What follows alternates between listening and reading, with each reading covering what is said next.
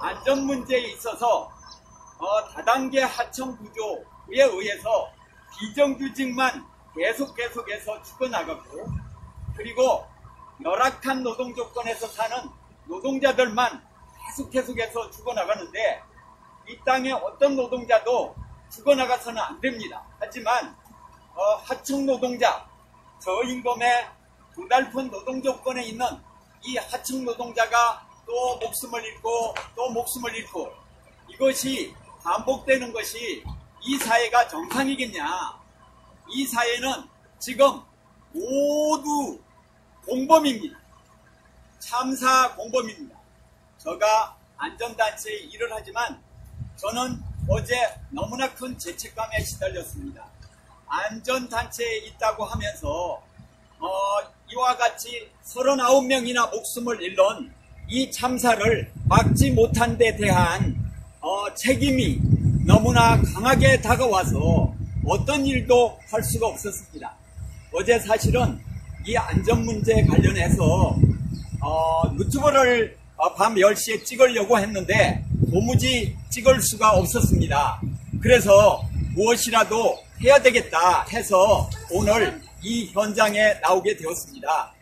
자, 우리는 지금 생각해야 합니다. 왜 이와 같은 똑같은 참사가 또 나고 또 반복되는가. 이것에 대해서 우리는 스스로에게 질문을 해야 하고, 그리고 정부에 질문해야 하고, 국회에 질문해야 되고, 사법부에 질문해야 한다고 생각을 합니다.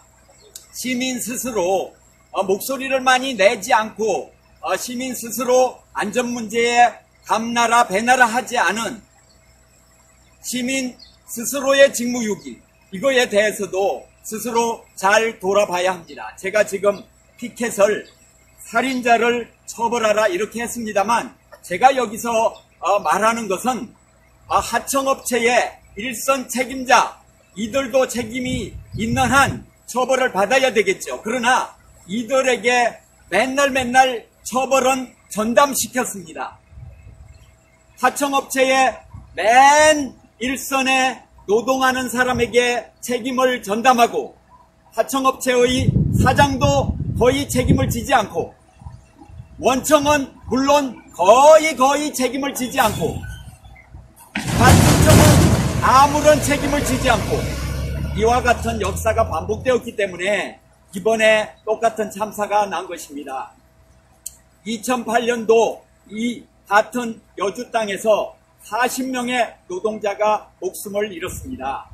그런데 이번 참사 난 것을 보니까 모두 이전 거하고 똑같더라. 지금 이렇게 진단을 하거든요. 그 똑같은 게 뭐냐? 똑같은 물류창고에서 화재 참사가 나고, 그때는 40명이 목숨을 잃었고, 지금은 38명이 목숨을 잃어서 목숨을 잃은 사람 숫자도 아주 비슷하다고 하는 것을 알 수가 있습니다. 어떻게 이와 같은 똑같은 참사가 12년이 지났는데도 똑같이 날 수가 있느냐, 이것에 대해서 우리는 질문을 안 할 수가 없습니다. 근데 그 화재 참사 난 그 내용을 보면 역시 우레탄 폼을 썼고요.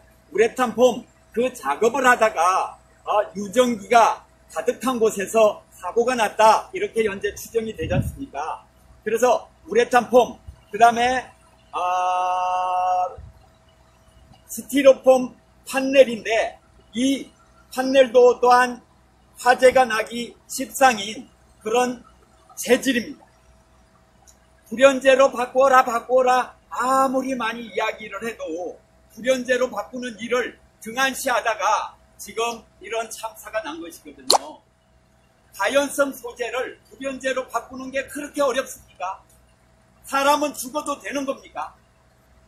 가연성 소재를 불연제로 바꾸어라 하면 바꾸는 신용만 하고 넘어가기 일쑤입니다.